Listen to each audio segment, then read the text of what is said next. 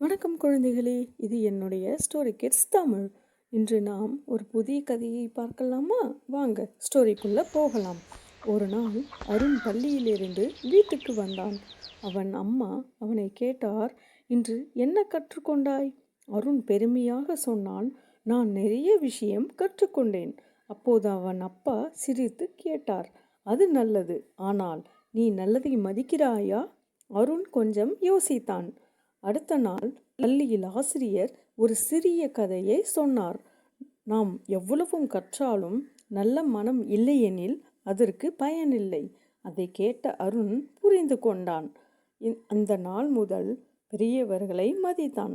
நல்லது செய்யவும் ஆரம்பித்தான். அவன் உணர்ந்தான், நல்ல மனம் இருந்தால்தான் கற்றது பயன் தரும். நீங்களும் நல்லது செய்ய மறக்காதீர்கள் குழந்தைகளே. நன்றி. நாளை சந்திப்போம்.